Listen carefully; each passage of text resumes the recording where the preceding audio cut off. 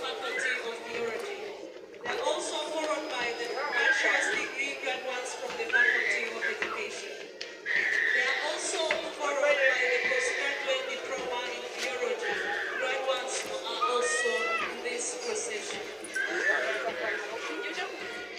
Murakoze cyane gutambagiro no kurangiza amasomo yabo muri kaminuza ya East African Christian College bigizwe n'abanyeshuri bari mu cyiciro cya mbere cya kaminuza amasomo bakurikiranye bijyanye n'imikorere y'umwana bakurikiwe no mu cyiciro cya kabiri cya kaminuza ibijyanye